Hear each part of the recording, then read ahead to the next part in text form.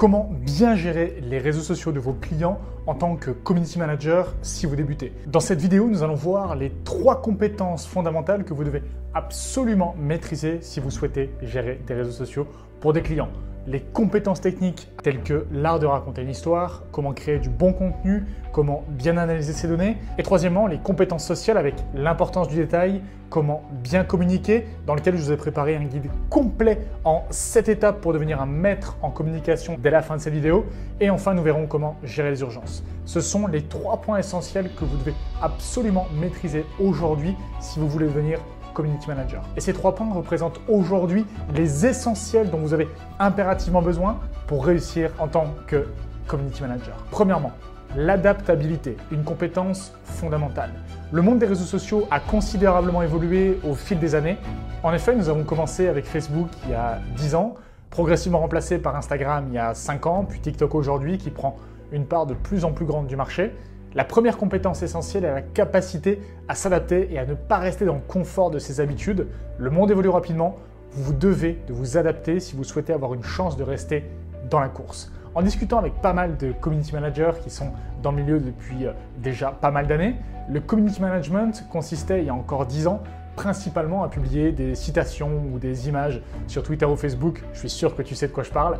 Certains community managers n'ont malheureusement pas su s'adapter à cette transition des réseaux, à l'évolution, notamment vers la transition au contenu vidéo court, d'accepter d'apprendre de nouvelles compétences constamment et d'explorer de nouvelles méthodes pour réussir à rester compétitif et à toujours délivrer les meilleurs résultats à ses clients. Passons maintenant à l'étape numéro 2, l'art du storytelling. Premièrement, le storytelling, qui est l'art de raconter une histoire, est une compétence incontournable qui existait déjà il y a des siècles, notamment dans la littérature. Rappelez-vous, quand nous lisions des livres de guerre à l'école, comme chaque bataille était si justement détaillée, c'est l'arme numéro 1, sans mauvais jeu de mots, pour réussir à capter et à retenir l'attention des personnes qui vous écoutent. Et en tant que community manager, vous devez traduire les objectifs de vos clients en stratégie sur les réseaux sociaux. Et c'est ça le vrai secret d'un bon community manager. Un community manager qui sait traduire une histoire en stratégie. Par exemple, si votre client souhaite vendre plus de sacs à main, il ne suffit pas de publier « Achetez nos sacs ». Il faut comprendre votre audience,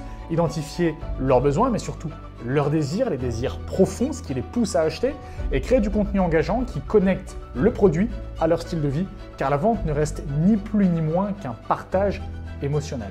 Voici donc comment bien maîtriser le storytelling étape par étape en tant que community manager. La première étape est identifier précisément l'objectif derrière l'utilisation du storytelling, déterminer clairement ce que vous souhaitez accomplir avec les publications que vous allez mettre en place, augmenter les ventes, ça peut être renforcer l'image de marque, ça peut être générer de l'engagement ou fédérer une communauté. Par exemple, ça pourrait être augmenter les ventes de sacs à main de 14,7% d'ici la fin du mois grâce au format vidéo court. La deuxième étape, comprendre profondément les désirs de ton audience. Identifie les attentes, les besoins, les défis et les désirs. Au mieux tu la comprends, au plus tu pourras connecter efficacement avec via la stratégie de contenu. Pour cela, tu dois réaliser une analyse simple du persona que tu souhaites aller cibler sur base de ces critères en te posant la question suivante. Qui est mon client idéal? Quel âge a-t-il? Quels sont ses centres d'intérêt? Qu'est-ce qu'il aime faire? Quelles sont ses habitudes d'achat, plutôt sur Internet, en boutique? Que cherche-t-il? Plutôt la qualité, le prix?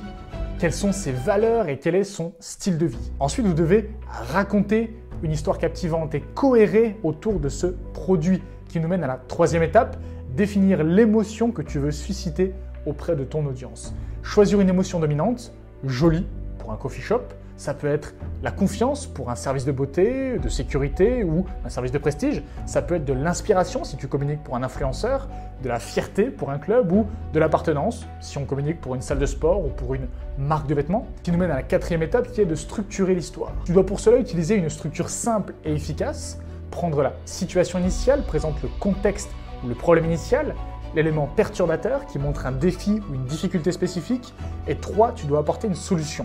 Introduis ton produit comme la réponse naturelle et pertinente qui mène ensuite, quatrièmement, au résultat final qui montre l'impact positif obtenu par ton produit ou ton service. Voici un exemple concret pour la vente d'un sac à main par exemple. Premièrement, la situation initiale. Julie, c'est une jeune femme au planning chargé responsable commercial d'un grand groupe automobile qui habite à Paris, dans le 15e arrondissement, et qui partage ses journées entre son travail, ses rendez-vous et ses activités sportives. Chaque matin, Julie, elle perd beaucoup de temps à choisir quel sac emporter, car finalement, aucun ne semble vraiment convenir parfaitement à toutes ses activités. Deuxièmement, l'élément perturbateur. Mardi dernier, un jour particulièrement chargé pour Julie, car c'est le jour où elle fait le point avec toutes ses équipes. Julie oublie un dossier important chez elle à cause de ses changements fréquents de sac à main, car aucun ne lui permet de tout faire avec. Résultat, elle rate une opportunité professionnelle cruciale car elle oublie un élément essentiel durant cette réunion, à cause du dossier oublié, et se sent extrêmement frustrée. Troisième étape, la solution apportée. Julie découvre alors le sac Élégance Active, qui est notre produit spécialement conçu pour les femmes dynamiques au planning chargé. Élégant, pratique et polyvalent, ce sac répond à tous vos besoins. Suffisamment grand pour prendre tous ses documents professionnels, stylé pour ses sorties et organisé pour trouver facilement ses affaires et s'assurer de ne rien oublier.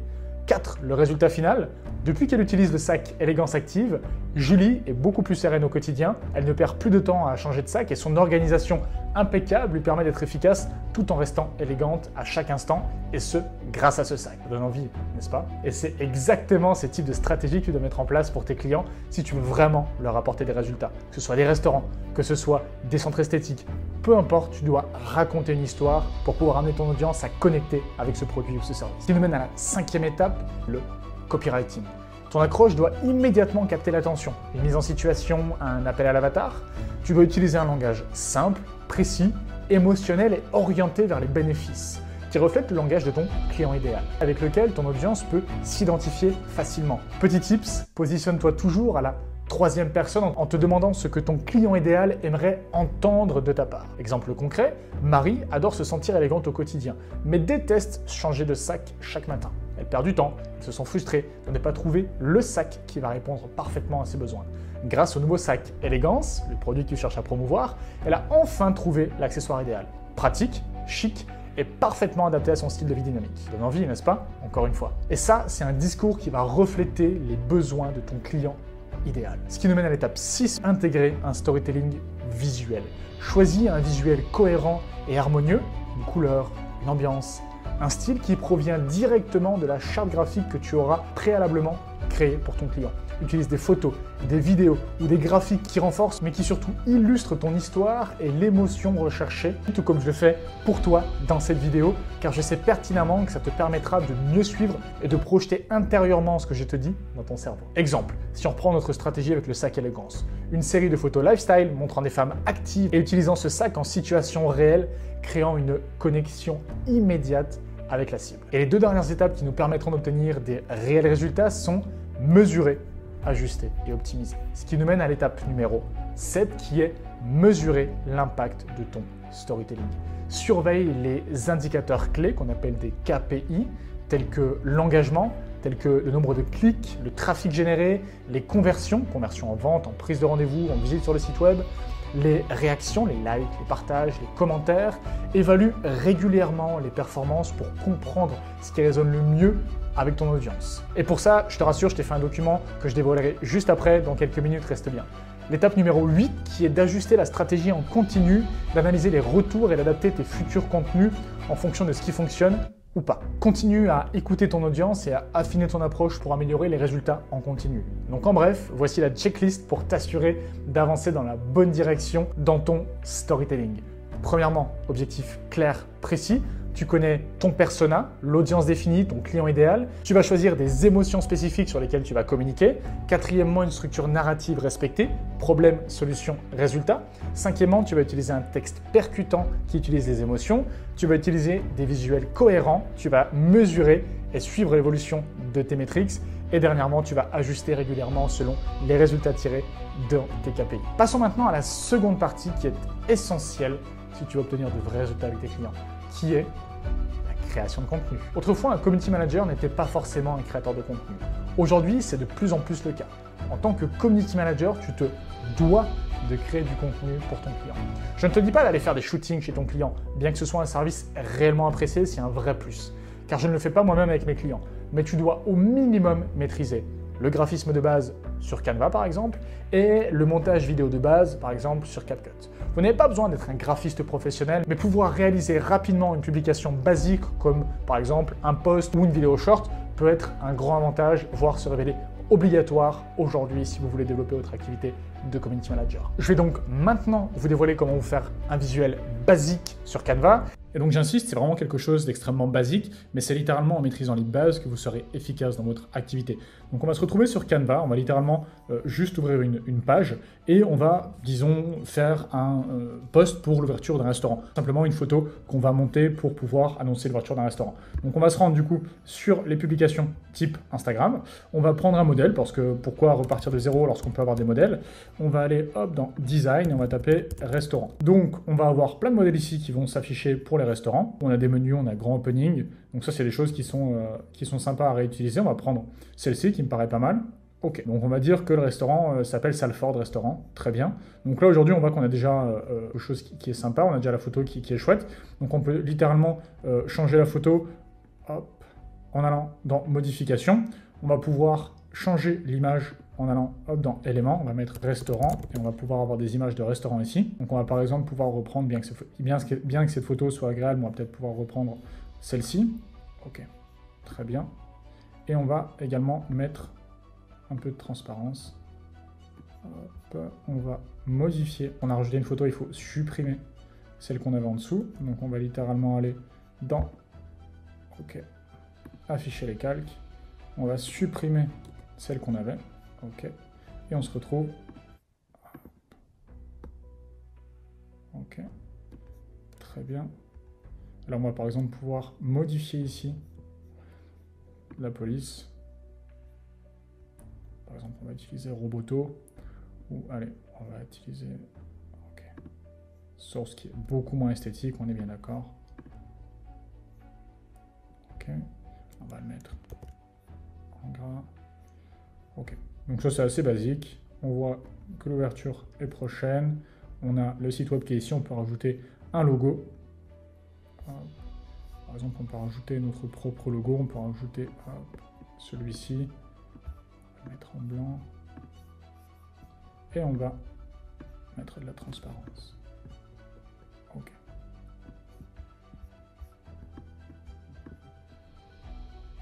Ok.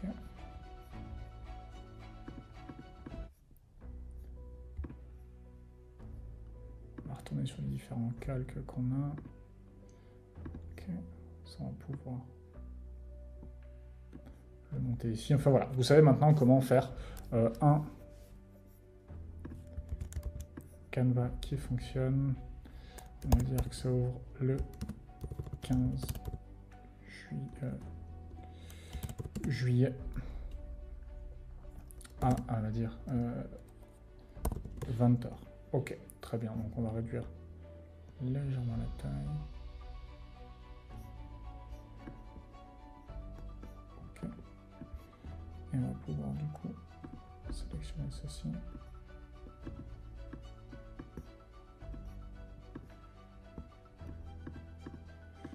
Ça, on va naturellement. On va retourner dans les calques.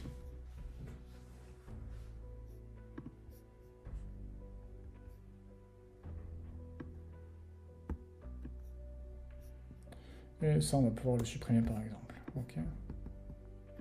On va pouvoir le dupliquer, ça. Ok.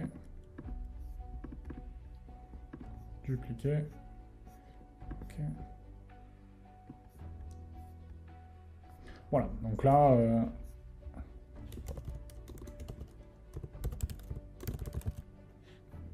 okay.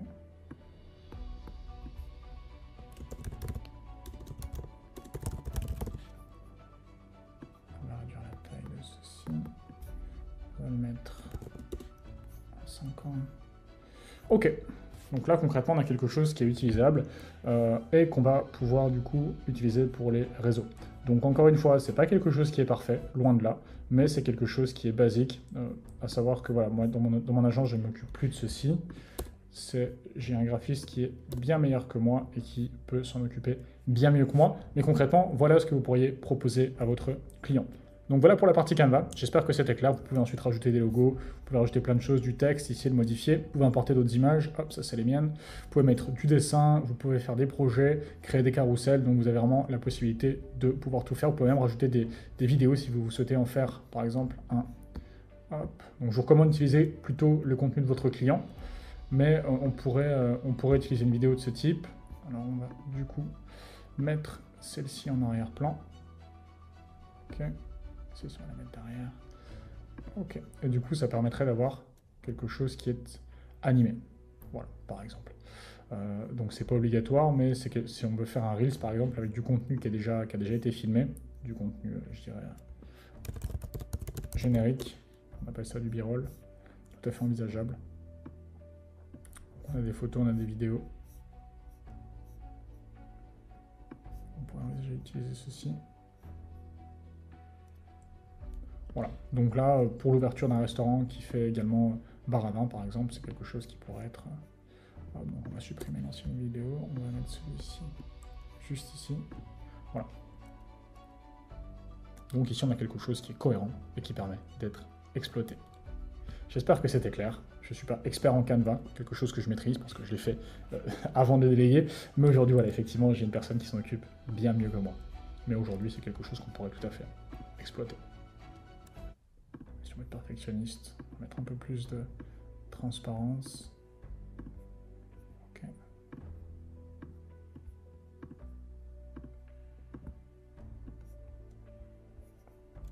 Voilà, et vous pouvez du coup l'exporter. Et un montage vidéo basique sur CapCut. On est parti. Et là, du coup, on se retrouve sur CapCut pour pouvoir maîtriser la base, extrême base du montage vidéo, mais simplement pour vous montrer comment ça peut fonctionner. Donc aujourd'hui, par exemple, on va faire une petite vidéo pour l'ouverture d'un restaurant de sushi. On va utiliser, hop, on va commencer par mettre un peu de musique. Ok. Ok, donc là on va couper. Ici, on coupe, ok, on va la baisser, on va la mettre aux alentours de -20, c'est généralement...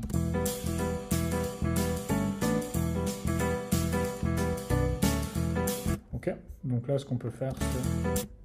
Ok, s'arrêter là, c'est très bien, 10 secondes. Hop, on va couper ici, et ce qu'on va pouvoir faire par exemple, c'est mettre un zoom progressif. Ok, donc là on a le scale qui est ici. Et on va se mettre un deuxième scale là. Et le scale va nous mettre... On va arriver à 140. Et donc... Hop.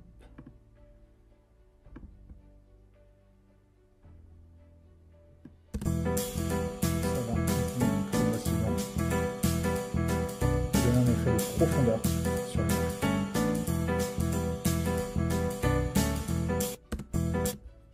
Ok, on va raccourcir ça un peu. Pour que ce soit beaucoup plus digeste.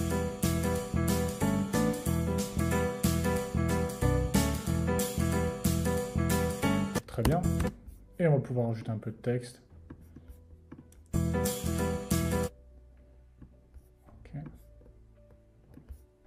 On va mettre le texte qu'on veut. Alors ce qu'on va faire, c'est qu'on va, au niveau de l'ajustement, on va pouvoir modifier ici les couleurs. On sature toujours un tout petit peu plus, on augmente un peu de l'exposure pour avoir... Ok, et on diminue la brillance. C'est important. Ok. Au niveau du fade, on va légèrement mettre un peu de fade. Ok. Et on va mettre Sushi Mania. Voilà. On va dire que ça s'appelle Sushi Mania.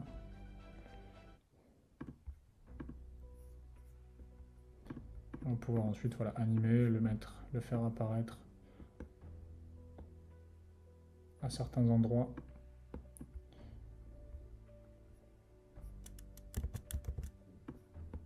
Okay.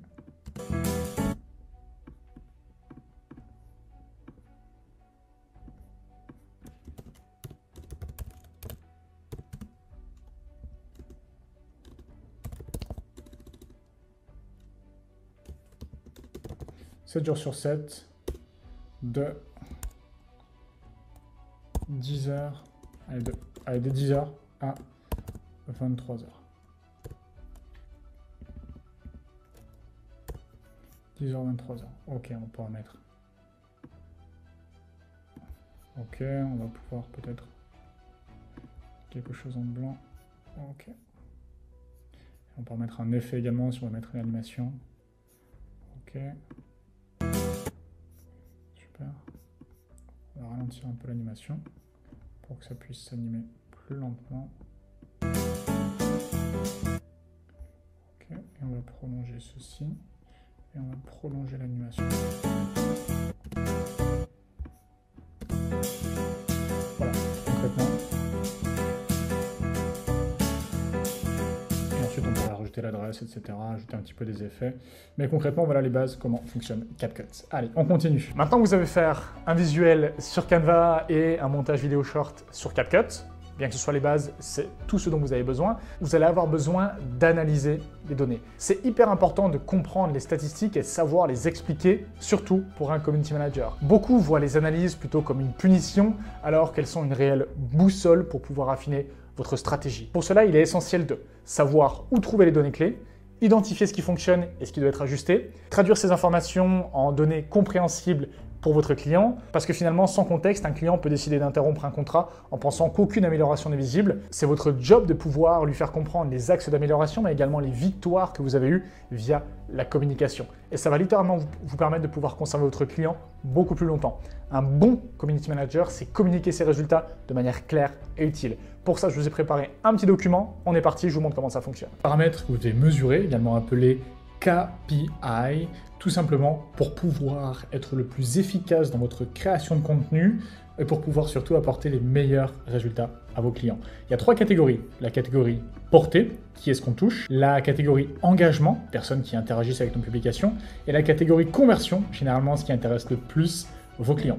Pour la catégorie portée, on a les impressions, qui est le nombre total d'affichage du contenu, qui mesure la visibilité globale et qui permet d'identifier les contenus à potentiel viral. On a le reach, à la différence de l'impression, c'est le nombre total d'utilisateurs uniques, à la différence qu'ici, une personne peut consommer le contenu plusieurs fois. Ici, c'est le nombre unique d'utilisateurs exposés au contenu qui permet de vérifier l'efficacité du ciblage et de la diffusion du message. Le troisième, c'est la croissance d'abonnés, c'est la variation du nombre d'abonnés durant une période de temps donné, ça peut être en semaine, en mois, en année, qui permet d'évaluer l'attraction d'une audience qualifiée et de l'intérêt suscité. Ensuite, on passe à l'engagement. Donc, c'est le taux d'engagement, les likes, les commentaires, les partages, les sauvegardes, les mentions et les hashtags, qui sont aujourd'hui les paramètres que vous devez absolument mesurer. Le taux d'engagement, c'est finalement les interactions totales divisées par la portée totale fois 100, qui mesure la pertinence et l'attractivité du contenu pour votre audience. C'est finalement qui est-ce qui interagit par rapport au nombre de personnes qui voient votre publication. Donc le but, c'est de pouvoir générer des likes, nombre total de j'aime,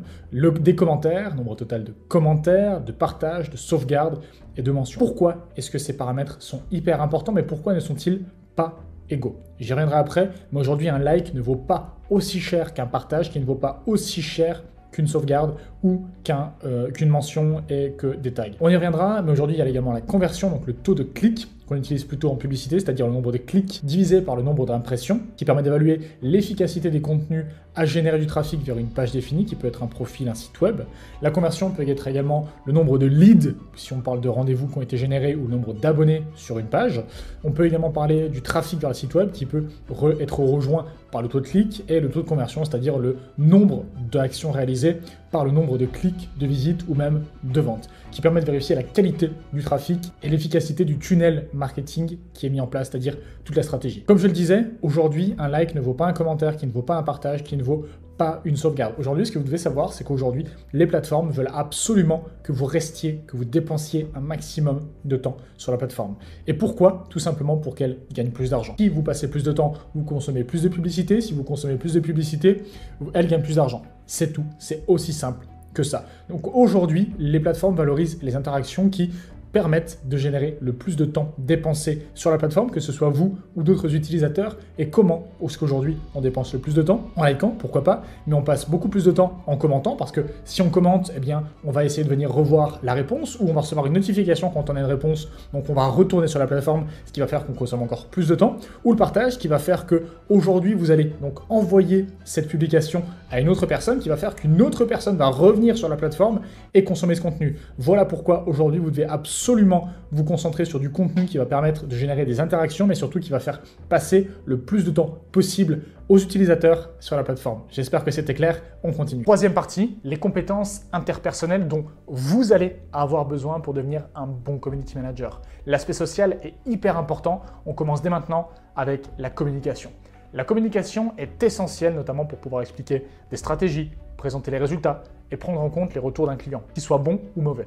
En tant que freelance, bien qu'on travaille souvent de manière indépendante, il est crucial d'être disponible et à l'écoute. Pour cela, je vous ai préparé un réel guide pour que dans les 5 prochaines minutes, vous deveniez un as de la communication avec vos clients. Allez, on se retrouve de nouveau sur mon ordinateur, c'est parti. Alors on est parti pour le guide complet qui vous permettra littéralement dans les 5 prochaines minutes de maîtriser immédiatement la communication avec vos clients avec une règle simple en 7 étapes essentielles que vous allez pouvoir appliquer juste à la fin de cette vidéo. L'objectif est simple, apprendre à communiquer de manière claire, expliquer et fidéliser vos clients pour tout simplement qu'ils restent 2 fois plus longtemps dans votre entreprise. Maîtrisez la présentation des stratégies, la présentation des résultats et vous devez intégrer les feedbacks, même négatifs, le plus efficacement possible. La règle numéro 1, c'est structurer clairement votre communication grâce à la technique du CRR. Contexte, résultat, recommandation. Contexte, présenter brièvement le problème ou la situation.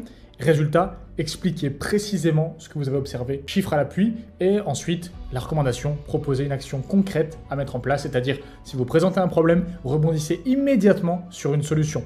Votre prospect n'aura pas le temps d'être déçu du problème, ou en tout cas de se fâcher pour le problème, parce qu'il aura déjà la solution. Un problème auquel on a déjà la solution n'est finalement pas un réel problème. Tirez-en parti. Un exemple, suite à notre dernière publication, c'est le contexte, nous avons observé une baisse de l'engagement de 20%, qui est le résultat. Je vous propose aujourd'hui d'ajuster les heures de publication au pic d'audience et de privilégier les formats vidéo courts cette semaine, qui sera la recommandation. On a un problème, la baisse d'interaction au niveau de nos publications, qui est le contexte et le résultat. Et donc, on est déçu, mais on a déjà la solution, donc finalement, il n'y a pas de problème. La règle numéro 2, soyez clair et précis. Arrêtez de faire des gros pavés à vos clients, ça leur prend du temps, ça ne les intéresse pas et ils ne les lisent même pas. Appliquez la règle des 3 phrases maximum. Chaque message envoyé à un client ou à un collaborateur ne doit pas dépasser 3 phrases. Cela vous oblige à synthétiser clairement vos propos, comme par exemple ce message type. Bonjour monsieur, voici les résultats hebdomadaires. Nous avons augmenté notre portée de 14,7% grâce à la stratégie qu'on a mis en place. Souhaitez-vous qu'on renforce davantage les publications vidéo le mois prochain?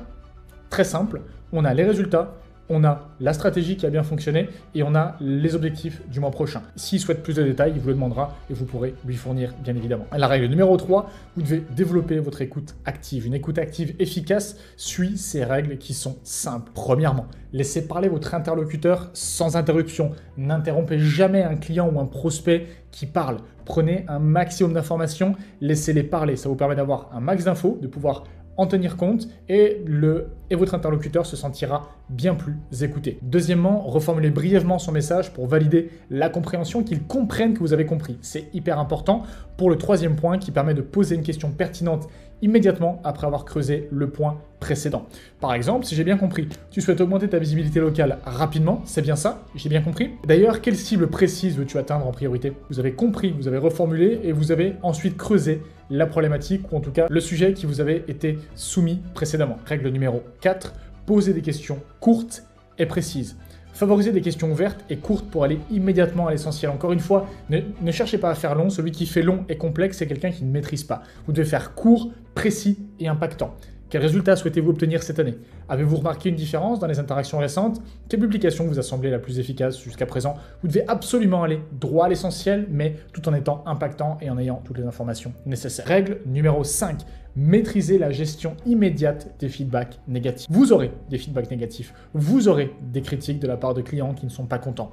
Et qu'est-ce qu'on fait? Est-ce qu'on se fâche? Est-ce qu'on se braque, qui montre qu'on n'est pas en confiance? Ou est-ce qu'on l'accepte et qu'on trouve des solutions? Face à une critique ou un retour négatif, suivez immédiatement ces 3 étapes. Accueillir son sans justification. Vous êtes le chef d'entreprise, vous êtes responsable, il n'y a pas d'autre responsable, vous devez en prendre la pleine responsabilité. Je comprends parfaitement votre ressenti sur cette publication. Clarifiez en douceur, d'ailleurs, quel aspect précis vous dérange par rapport à cette publication et proposez une action corrective, le même principe que la règle numéro 3.